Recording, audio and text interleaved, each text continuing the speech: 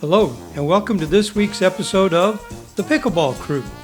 We are a group of pickleball fanatics based in southeast Louisiana and are passionate about all things pickleball everywhere. Our focus is to inform, acknowledge those who help build the game regionally, and promote tournaments in our area. We do our best to present this with a love of the sport, a sense of humor, and a lot of fun. So join Vicki Wynn, Ken Wynn, Jeff Fuchsia, and me, Bud Klein, in our latest episode. We are glad you are along for the ride. Welcome to podcast 41 of the Pickleball Crew. Tonight, we're on location at the St. Tammany Parish Mandeville Branch Library. For this podcast, we're going to be talking about flipping the play into your favor. And Jeff is going to start us off. All right, thanks, Bud. All right, this week, y'all, we kind of got together and wanted to come up with some things that would flip the percentages into our favor. A lot of times people, I say this all the time, people will focus on they missed a shot, they tried a shot down the line, they tried this, they tried that, when really their core positioning was bad, or they were too close on the return line, or third shot is coming back to you and you're standing on the line. So we're going to go through some scenarios and talk about some simple things that we can all do that if we focus on it, it will flip the percentages in your favor. All right, the first thing we want to talk about tonight is the serve, which is the first shot. So what are some things we can do with the serve, y'all, as far as flipping the percentages in our favor? Get it in. That's going to be the first thing. You're right. That's a big one. It is the big one. It is. So if you do not get the ball in, you have no chance of scoring. It's true now. No, when I first started playing, I tried to revolutionize pickleball with the top spin serve because everybody was just getting it in play. And when I was only at 65%, because I was still working through it, and my partner started to say, let's just get it in. I realized that I was doing almost as much as good. And that wasn't playing percentage pickleball, which is what we're talking about. So let's talk lower levels, 3-0 on to probably 3-5. Let's focus on getting the ball in. And if you can focus on that and not miss a serve or only miss one per game, you're giving your team a good chance to score. What about at higher levels, Vicki? What can we do? Well, and again, consistency is always the huge thing at the lower end or even at a higher end. And so when you're first starting out and everything else, you have to really face the fact that you don't have to hit it hard. It's not about a hard serve or tricking the other party out or whatever. It's not about anything like that. It is a consistent thing that, again, we're talking percentages. Consistent you are with your serve, the more points you're likely to score. So same thing on the higher end, but we want to bring in depth in there. Once you get that consistency. We want you to hit it deep and hit it consistently deep every time. The more that you push the person back, I've seen it happen a number of times, and the more you push them back, you're already starting out a little bit of an advantage. That's correct. Yeah. That's good stuff. So then once we can get it deep and we're consistent doing that, as your serve develops, now we can go at somebody's backhand. Somebody, I don't know, somebody might have a... But I think as the match goes on, what you want to do is spot that person's weakness.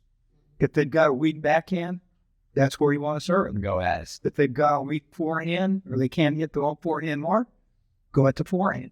I agree, but I also think mixing up a serve. So putting it, because if once you, even to somebody's backhand, you become predictable, they'll start overplaying and run around their backhand, or they'll just put themselves physically in a position that they can get it out and get into a groove, or what's the word? A rhythm with your serve. So changing it up as the match goes on can be. But it's still getting 95% in, being able to hit closer to the tee, into the corner, into the middle, wherever you're going with it, but mixing it up. All right, good stuff. So get your serve in. That will flip the percentages in your favor. You will be able to score more points.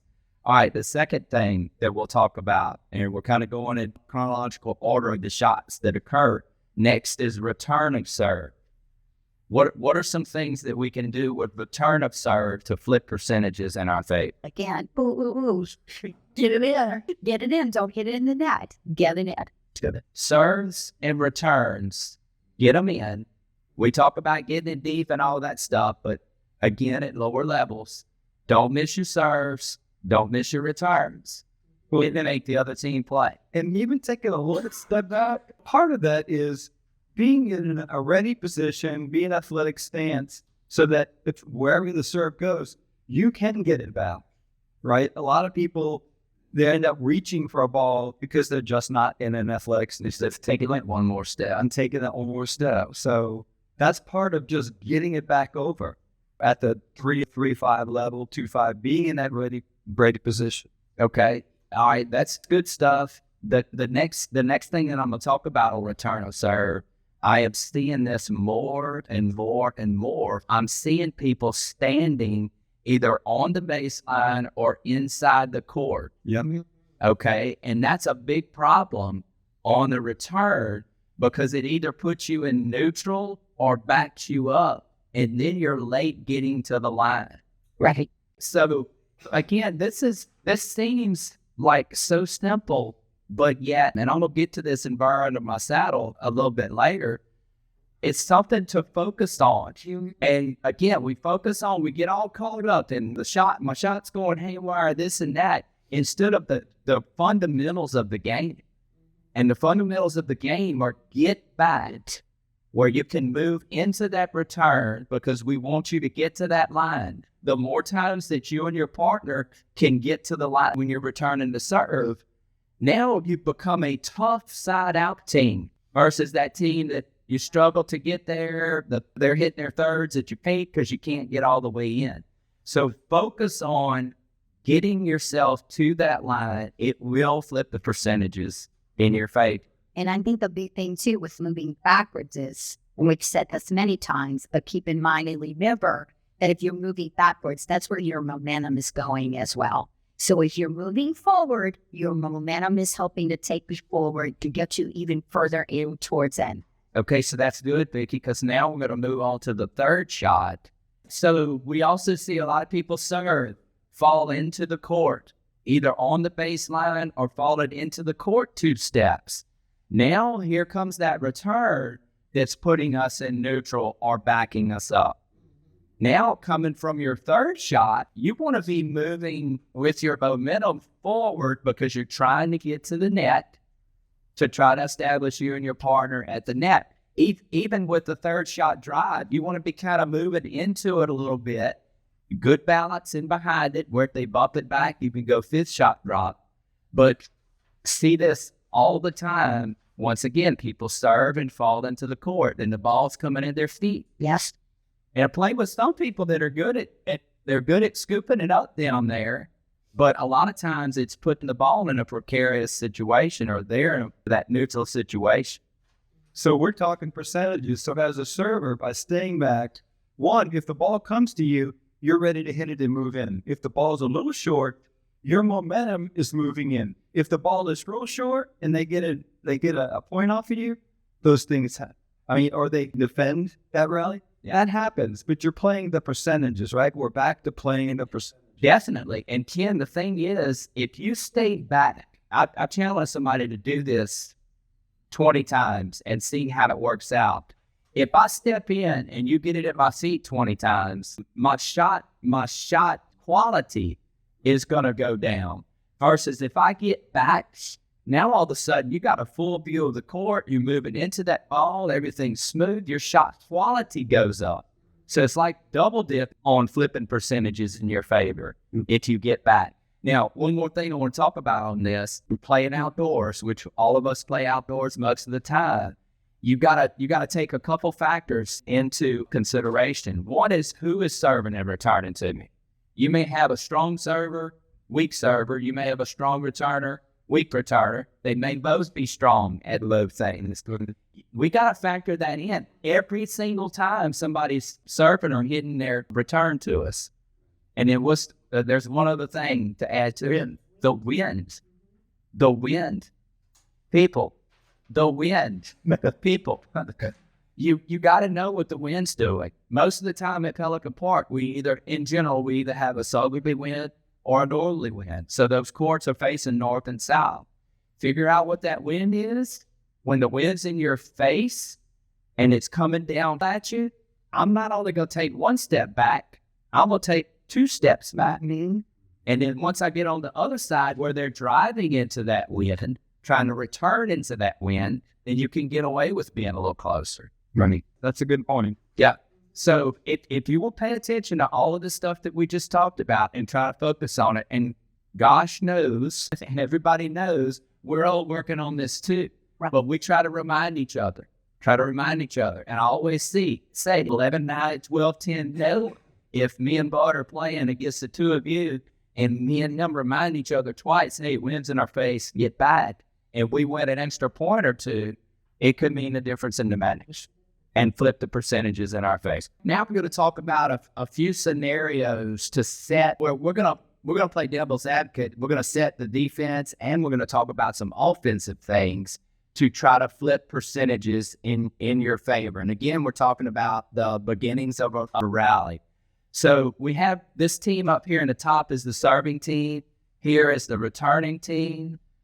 This is our ball. This person serves the ball to this player down here, and they return the serve, and the serve comes to this area right here. Of course, these 2 players move in, and this player is fixing to execute their shot on this ball. These 2 players move forward.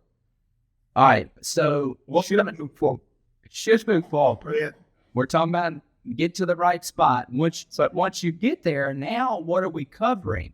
Okay, so the ball is on this side of the court. We want this player to slide here to the tee for a couple reasons.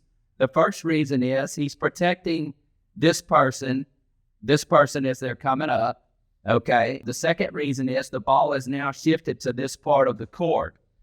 So what we have here to flip the percentages in your favor, the zone that we have to cover first and foremost, y'all, is right down the middle here like this. Okay? That's the place that this person can score the most points. The sidelines are taken out of play. So we want to make sure that this is covered, and it's usually covered by this player, especially if he's a right-handed player. Where's the second area? The second area that person can try to get the ball into is down this line. Okay, so highest percentage, take care of number 1. Second highest percentage, number 2. So we have to give something up.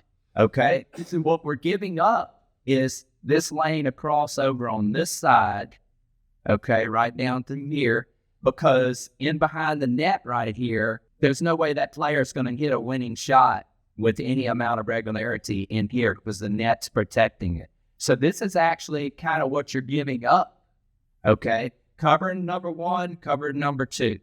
All right, y'all have any thoughts on that? Well, my first thought was to go, with your reminder that person he has to move up. Got to get The other reason why that person to the left is there and is pulling over is that if for some reason that person doesn't get there, doesn't whatever, not only is it protection for the court and especially down that middle, but that person also has an opportunity for a poached. And That's correct. That's a good point. Not only protecting this player, but for a poach if they're trying to get the ball back to this player quickly. correct. And the ball for getting a drop, whatever, depending on where that player is, because it's been many a time I could have just kind of dropped the ball over the net to give time for my partner to finish giving out. So, Yeah. yeah. All right, so that's good stuff. So if you will take care of the center of the court, mainly number 1, and then make this your secondary option, this player is going to, of course, take the line. Depending on where this ball is at, if this ball is further over, this person slides further over, this one can slide further over, because now it's even harder to get the ball back as far, we're talking, drive type shots here.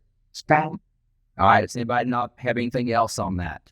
Yeah, I think that's something that the 3-0 and 3-5 player really needs to work on. What I see a lot is that people, when they're at the line, they kind of get in the middle of their lane and they plant to the feet. Yep. You see it over those players no matter where the ball goes. Yeah, they're there. There. Yeah. And you gotta make that adjustment. And that goes back to the whole attitude of this is my side of the court, this is yours side of the court. Whereas if you hear a lot of the pros talk about, there's no me and my and yours, this is ours, and we're going to figure out how to cover The best cover. Yeah, for you, if you watch the pros, the guy with the dominant forehand gets in the middle and he covers all of that. Yep. All right, next we're going to talk about dealing with a short return. Okay, next we're going to talk about dealing with a short return. I see this all the time. Sometimes I see short returns and I just see players give up on a short return. What we're fixing to show you is how you can flip the percentages in your favor to try to deal with a short return, which is something we deal with a lot in games. All right, so we got the players up top once again are serving. The ball comes to this player.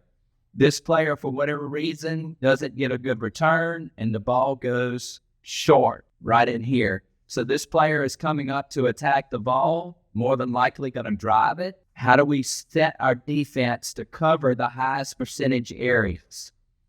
What we need to do is we need to take and put a squeeze on the middle. So let's talk percentages again. The highest percentage area that they can score a point is right down the center. That's going to be number one. We have to take that away. If we take that away and we're trying to cover that, this person may see this and try to go at the sidelines, which brings the sidelines into play. And once again, we're talking percentages here. We want to take that middle away. Do y'all have any thoughts on this? Well, I agree. And it's a lot it's a lot harder to get a shot down the side than it is up the middle. So if you take the middle away and you force them to do that, the only thing is you have to be conscious that that's probably what's going to happen. What the thing is, Bud, we got to think, we can't think in terms of one particular play. We've got to think in terms of 100 scenarios. Yes. Okay. You're in a bad position here. We like to call it cleaning up the mess. You're trying you're reeling because somebody's had a short return. So if you and your tournament partner, every time we get a short return and we're taking away middle, over time, you're going to win more points, and it's going to flip percentages in your favor, for sure. No doubt. And the other thing to anticipate in this situation, too, is if your return was short, but was it blowing hard? Was it lofty? How you sent it over there might help determine the higher it is, it's more likely going to be a drive coming back at you. So try to anticipate what's coming back to you in guarding that middle. Part of the reason this is your number one choice is because you can drive or drop, right? From here, you've got 22 feet plus another 10 feet. So you have a lot of room for a drive or a drop. If that forces them to hit an angle, that's pretty much just a drop at that point. Now they're dealing with the out of bounds, but this is it. So this is a harder shot, even as a drop. This is a hard shot, and it takes drive out of the equation almost from the center, because the angle is supposed to be around on the drive. Sorry, good. All right, and let's play devil's advocate here. Talk to us about if that's a high ball or a low ball right there, what this player should do with the ball. Well, if it's a high ball, they can drive or drop the ball.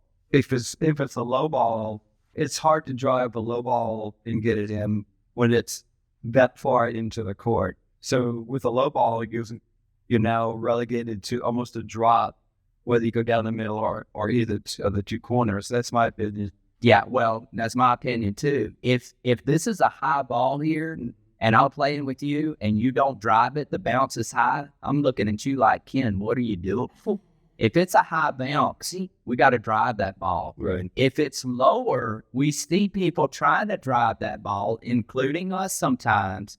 What's the best thing to do with a low ball here, even though the return is short? It's to drive it. Put it in the kitchen. Absolutely, because you have to also remember where you are. You still will be shooting up to the net. And this was the serving team originally. So if that ball's low, it's way more important that's right. to make sure and get that ball in the kitchen. Now, both of these players, all right, they put it in the kitchen there. Now you have gain control of the non-volley zone line, which is what we want to do as a serving team anyway. So they had the advantage, right? They were at the no volley zone. You were in kind of in the transition. Yep. You've now neutralized. That's right. Which you would have a deficit to neutral, which is what you want to do. That's correct. That's correct. All right. Now we're going to talk about a dinking situation to flip the percentages in your favor. So this play from here, we're in a dink battle. All 4 players are at the line. This player makes an aggressive dink to this sideline right here. Okay, so it's stressing this player right here. This player has to go and try to deal with this ball, but it's in a stressful situation right here. Now, of course, this player's going to slide over and watch line. This player's going to slide over and get middle. Now, this player right here is what we want to talk about. A lot of times, what we see is this player just slides over, sometimes doesn't move, which is More often than not. okay. That's a real bad scenario because you're leaving a gap that a freight truck could drive through. This player not only has to come over to here, but now I'm seeing my partner in duress. More than likely, their shot is not going to be of high quality. So I have to drop back off the line to give myself some reactions because I'm fixing to be dealing with something that's coming at me fast. So I want to get back off the line like a center fielder in baseball to be able to deal with that. All right, so what's some of y'all's thoughts on this scenario? I always go back to this because it's something I just learned over time. And I've got you in trouble so many times. This person here, Right here? that's being stressed. Yeah. We even do a drill on this, that anytime you're being full wide, like when you're getting stressed, the best place to put the ball is just to dink it to the middle. So If you do anything other and hard and try to pull wide, if it's too high, your partner is going to get nailed by a player on the other side. Yep. So going forward at any point is tough enough. But if the ball is high, you then have to worry about what else is coming back at you as well. So a soft dink, drop to the middle, To the middle or to here or shallow Right. pitch in there. to give yourself a minute. Not and again, you want to be careful even here because if it's again high, it may come back right at you as you're trying to get back to Right. position. So you absolutely have to be ready as you're moving back in position.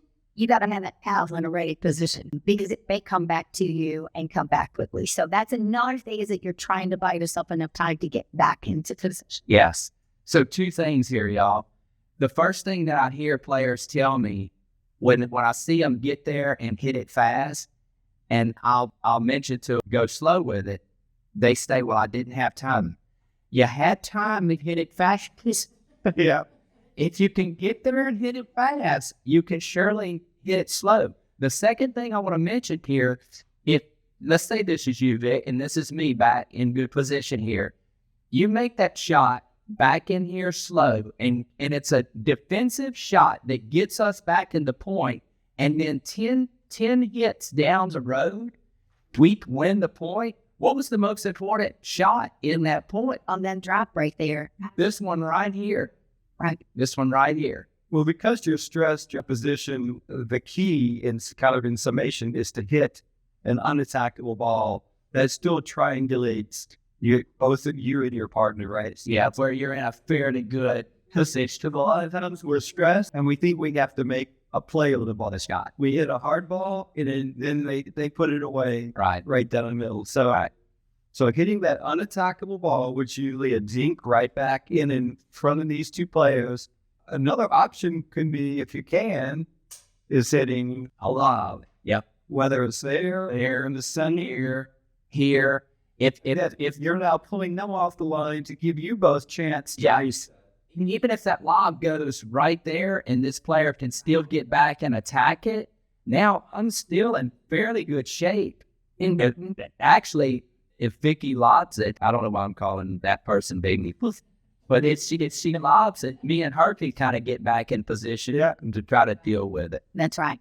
So another thing, Ken, that you triggered in me when you said what you said a second ago, anytime we are in trouble, the best play is to make the ball bounce. Anything that you can do to make it bounce in front of your opponents. Right. And that usually means for a slow shot that you're making bounce to try to get you and your partner back on some sort of level playing field, gathering yourself to get back in the point is really, really important. And I think that goes back to, right, they're now at the advantage. They've got a good cross-court drop shot. You're at the disadvantage. You're trying to re-neutralize. That's correct. And that's putting the percentages in your favor. Yes. Is re-neutralize. Instead of trying to hit the shot, like trying to go from a disadvantage to a winner, which is low percentage pickleball. Whenever I do that, which of course I do that some, I call it, I say to myself, that's a panic shot you just hit. That's a panic shot, because most of the time, not all the time, every once in a while, it's all we can do to get through it and just get any sort of paddle on it. But most of the time, we could decide what we're going to do with that shot. Right. Okay. Well, hopefully some of the stuff we have discussed here, y'all can take and put it to use. You can see us on the courts, and we'd be glad to talk about any of this with you. It's stuff that, as we always say, y'all, we're working on in our game. But we thought these were some good things and stuff that we gathered from videos and us being on the court together that can really help and flip the percentages in your favor. And so one thing, Eddie, and real quickly, just because our TV has now been waking up on pickleball. So we're just turn the TV on, it's on pickleball. I love it. But anyway, Ben Johns was playing, and they were interviewing him after, and they were discussing strategy with the particular two opponents that they played, and also with their next match. His big thing was that he talked several times about reading patterns. So once you understand this court positioning and where you should be and shouldn't be, the next thing, what he was talking about was being there and being in the right position, and that's by reading those patterns. So if you start to recognize patterns in your opponent, I know that when Shannon shot gets pulled wide, she's go cross court. And I don't know why. Like I must have told myself 3 times yesterday morning, I know where she's going to go with the ball. Why can I not move? Once you start to recognize that this is something you should be reading, now I can anticipate and read those patterns and start to move my body in a position reading those patterns there. I thought that was really, that is top notch. Next level. Next level. That is getting there. But I just wanted to make mention of that as a follow-up to what we just did, because it does. It takes this even to a number of levels. That's right. That's good stuff. Okay. All right. We're not going to go through all the scenarios, but to summarize a little bit about some of the stuff we talked about, number 1, get your serve in. Make that a focus to get your serve in. If you're able to consistently get it in, then you can do some other stuff. But y'all, if you can't get your serve in, you can't score points. So make sure and get that serve in. A return of serve. I've heard some pros talk about how their goal was to play all day long and not miss a return of serve or a serve, which that's pretty lofty, but we can set our goals where maybe, hey, this game, I'm not gonna miss any more than 1 serve. I'm not gonna miss any more than 1 return.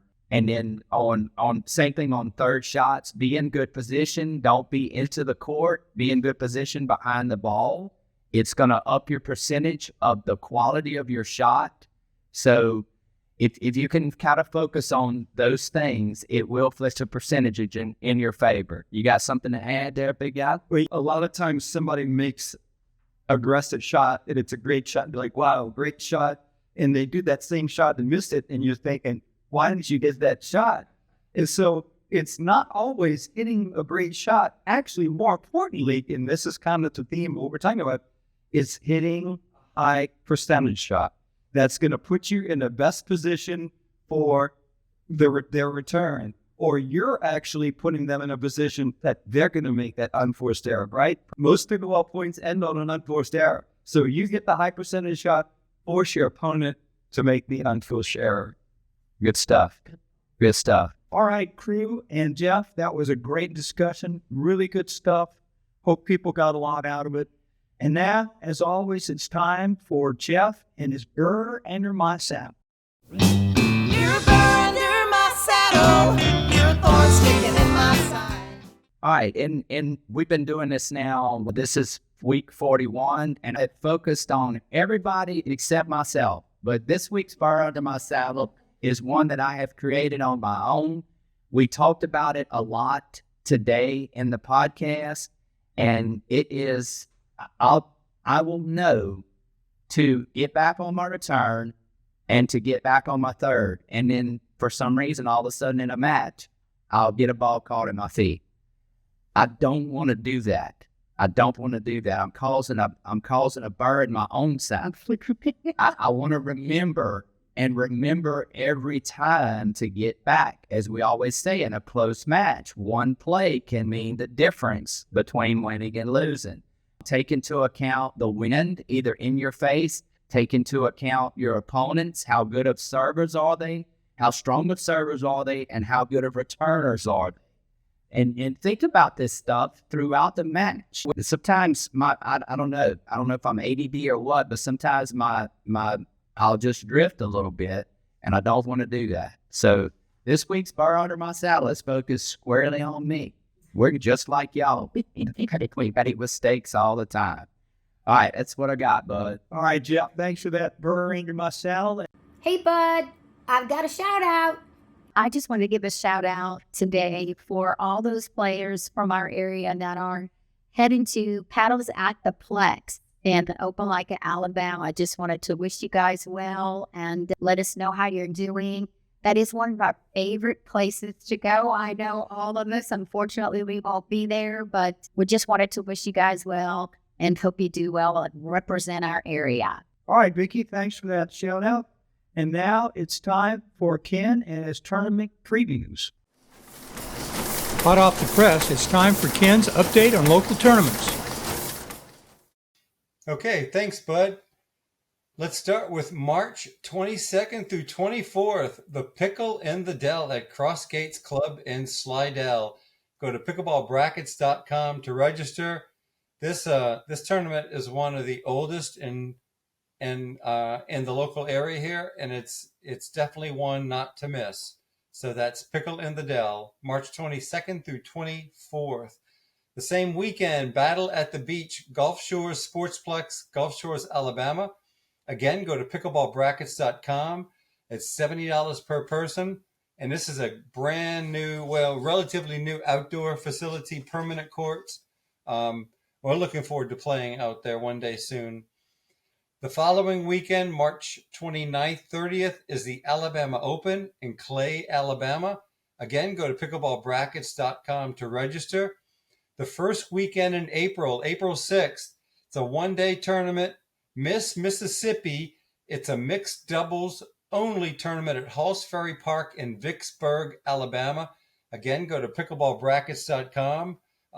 They have a beautiful complex there, and they always do a great job putting on a tournament. The same weekend, all play all, round robin at Pelican Park in Mandeville, Louisiana. This is a fundraiser. Go to globalpickleballnetwork.com. We'll put a flyer with the QR code for you to register. This is going to be a lot of fun. This is, you register in your level, and you will partner with each person in your level against the remaining players. So you'll get to play against everybody, and you'll get to partner with everybody in your group. We're looking forward to it. It's a little different concept to scramble, but I think it's going to be a lot of fun. April 12th through 14th is the Hattiesburg Pickleball Classic at Tatum Park in Hattiesburg, Mississippi. Go to pickleballbrackets.com to register. We're looking forward to this one. Marlena Martis is your tournament director. It's a fundraiser for the Young Life organization and the USM Wesley Foundation. Friday night will be a social and open. Saturday will be gender doubles. Sunday will be mixed doubles. This one is really a lot of people have registered. We're looking forward to it. It's going to be a great event. The same weekend, April 12th through 14th, is the Alabama Senior Games in Opelika, Alabama. Go to pickleballbrackets.com to register. The following weekend, April 20th, 21st, this is the second annual Dinkin' in the Delta in Greenwood, Mississippi. Again, go to pickleballbrackets.com. It's $50 per person. You're guaranteed 3 matches. Sounds like that's going to be a lot of fun as well. That same weekend, April 20th, Pelican Park Outdoors in Mandeville, Louisiana.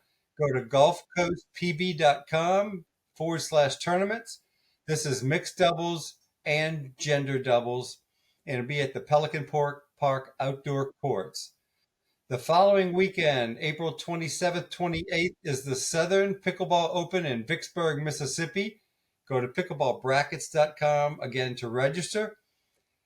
The same weekend of April 28th, it's Pickleball for a Cause at Fritchie Park Gym in Slidell, Louisiana.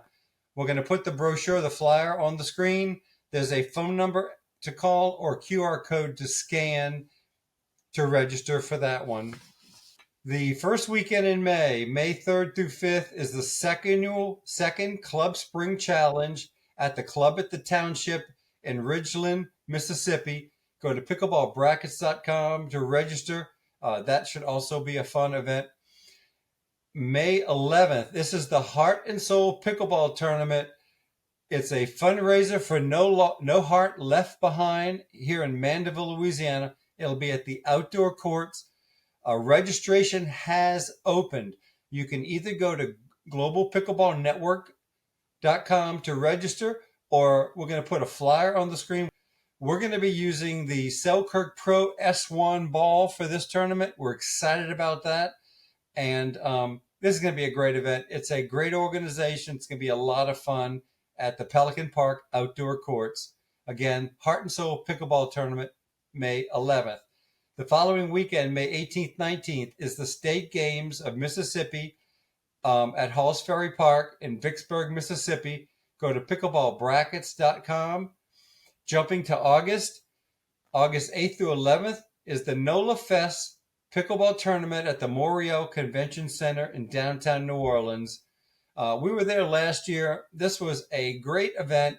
They used the rollout pickle roll court. The lighting is good. Of course, the climate is really good at 72 degrees, especially for early August. Even if you're not registered, go out there, bring your paddle. There are open courts to play on.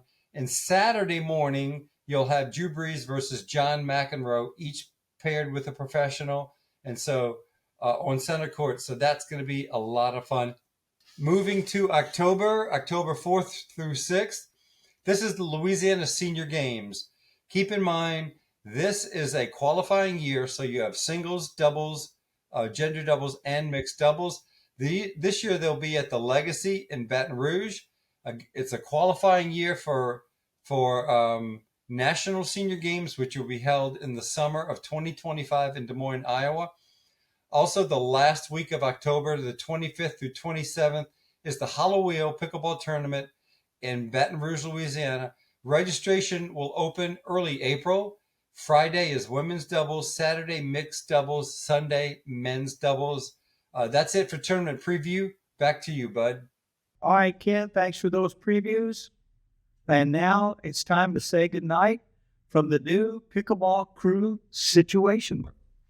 Good night, everybody. See y'all on the courts. Hey, from the Pickleball Crew, thanks for watching, and we'll see you all next week.